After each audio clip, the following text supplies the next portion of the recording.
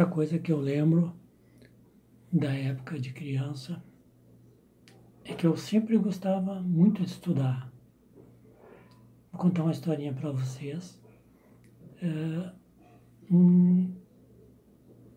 Eu ia para a aula pela manhã, bem cedo, e um dia quando eu estava a uma quadra da escola, estava muito frio, e eu fiz xixi nas calças.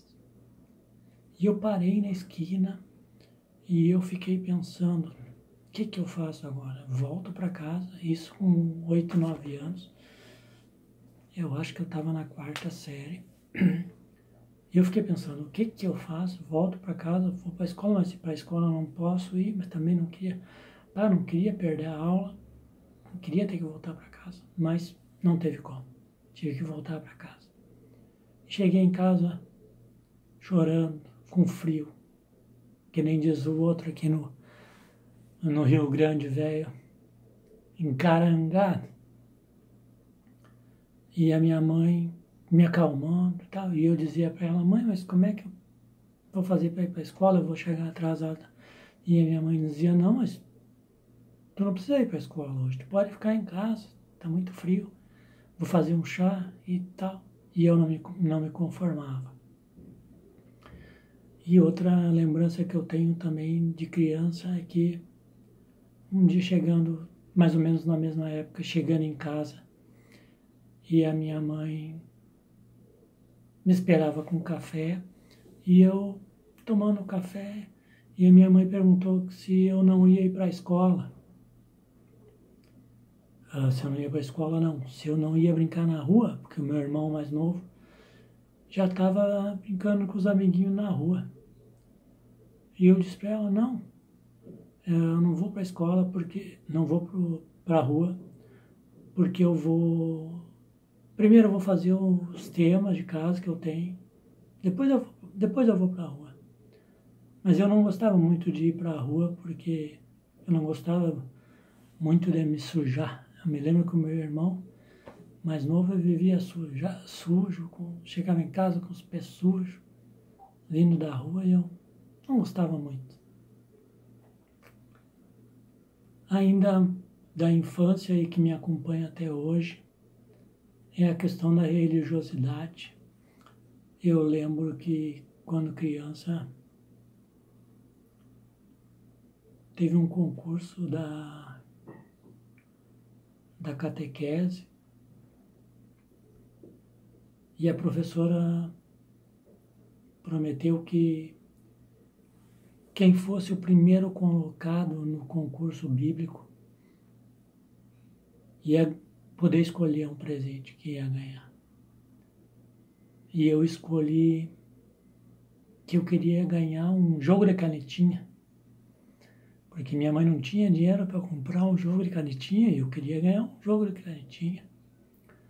Então eu me lembro que eu estudei todas as orações, o Pai Nosso, creio em Deus Pai, Ave Maria, porque tinha que ser dito, né, oralmente na aula. E fui o primeiro colocado. E a professora veio para me dar o prêmio e eu esperando as minhas canetinhas hidrocores, né, porque eu não tinha condições de ter. E aí, para minha decepção, a professora veio com um livro do Padre Zezinho. Eu, por educação, peguei o livro, que nem diz o outro, fingi normalidade, e fui para casa com aquele livro do Padre Zezinho. Cheguei em casa indignado. Fui pedir explicação para minha mãe. Mãe, a professora me prometeu que quem fosse o primeiro colocado ia poder escolher. Eu escolhi ganhar um par de canetinha e ela me deu um livro do Padre Zezinho. E aí a minha mãe, com toda a paciência, tentando me convencer que a professora talvez não tivesse condições de comprar um conjunto de canetinha hidrocordo. E eu brinco ainda hoje com minhas primas, que até hoje eu não suporto o Padre Zezinho. Detesto o Padre Zezinho. Mas, brincadeiras à parte, eu lembro que na igreja, onde foi que eu aprendi valores, né? Não roubar, não matar, né? Querer bem o irmão, fazer o bem do próximo. Coisas que estão em moda, né? Até hoje. Falando um pouquinho profissionalmente, né? Eu tive minha formação normalmente ligada à educação. Técnico em segurança do trabalho. Fiz uma escola boa, né, no CETEMP, aqui de São Leopoldo. Instrutor de trânsito também. Fiz um curso de instrutor de trânsito. Já dei aula. Instrutor de trânsito. Meu curso fiz na UBRA. Meu curso de instrutor de trânsito fiz na UBRA. E meu curso de professor de História, que, como eu costumo dizer, é o meu segundo maior orgulho, né? Ter me formado na Fevale, 2022-1. Eu digo que é o meu segundo diploma porque o meu primeiro diploma, o meu maior orgulho, foi ter cuidado da minha mãe, né? Conforme eu botei, cuidei dela até ela falecer. O último contato que eu tive com a minha mãe consciente foi dando um prato de sopa para ela. Depois disso, nunca mais vi ela consciente. Acho que é um bom diploma. A Fevale fica para segundo. Segundo lugar para a Fevale.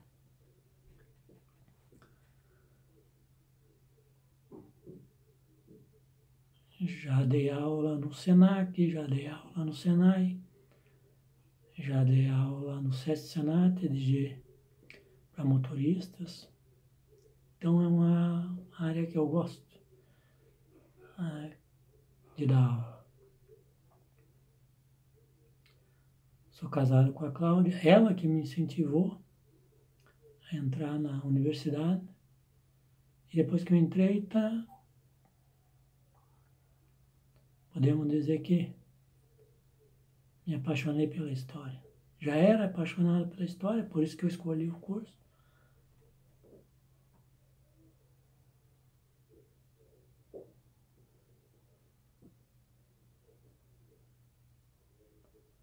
E trazendo mais para a atualidade, eu gostaria de citar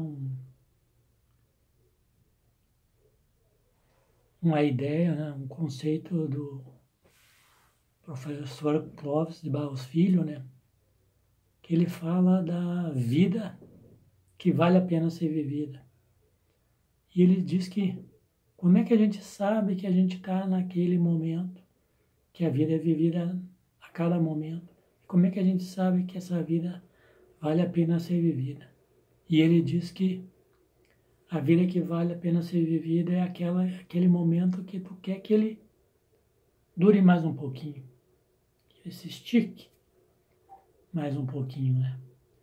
E uma das coisas que eu me lembro agora na pandemia, que eu estava estudando na Fevale, e o meu curso já estava indo para o final, e eu pensava assim, putz, não posso morrer agora. Esse momento tem que se esticar um pouquinho mais, né? Como é que eu vou morrer? Estou estudando, estou gostando tanto do curso, eu tenho que me formar. Então eu posso dizer que um dos momentos que eu vi correr a vida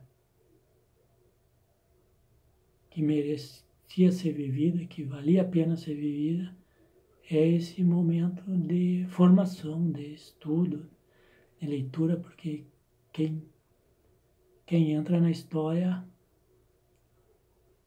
se não gosta, aprende a ler e aprende a gostar de ler. Se não aprender a gostar de ler, passa vergonha. E eu não gosto de passar vergonha. E para encerrar, quero contar para vocês um caso que aconteceu no primeiro estágio do curso de História, né? Estava na Semana da Consciência Negra, no mês da Consciência Negra, coincidentemente agora, no momento que a gente está passando, e a gente tinha que elaborar uma aula, né? E a professora Inês sugeriu por que a gente não pegava um tema a respeito da consciência negra. E eu sempre gostei de um personagem brasileiro, gaúcho, o João Cândido. E eu usei palavras cruzar e eu peguei para trabalhar a música do João Bosco, com Chico Buarque. E na música dizia: salve o navegante negro que tem por monumento as pedras pisadas do cais. E eu coloquei na minha aula, pedindo para que as crianças fizessem um vídeo, porque as pedras pisadas do cais não eram um monumento à altura do nosso Almirante Negro. E fiz, e montei a aula. Mas quem ia dar a aula não era eu, era o professor Rodrigo Heckler. E ele deu a aula. E me mandou o vídeo no domingo de manhã. E o vídeo mostrava uma aluna que devia ter uns 10, 11 anos, não lembro bem. E ela contando no vídeo que, no primeiro momento, não conseguiu desenvolver aquela atividade e foi pedir ajuda para o pai dela. Olha que interessante. O pai participando da atividade. E aquela menina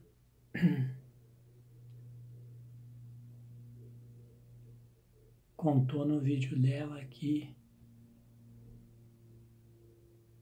depois de conversar com o pai dela,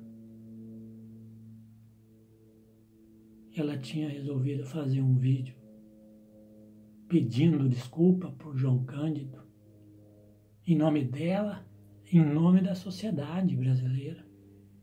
Mas que tal? 10 ou 11 anos. O que aconteceu? Eu e a Cláudia começamos a chorar. Chorava, que nem dois tontos. E aí mandei o vídeo da aluna para minha professora, minha supervisora do estágio, né? A professora Inês Reicher.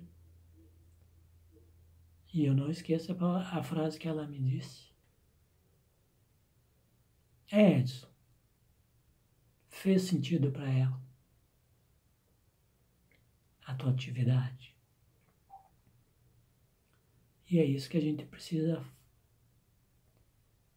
que a escola faça sentido na mente da criança. E para encerrar, esses dias eu estava olhando um vídeo. Eu gosto muito de assistir vídeo, entrevistas no YouTube.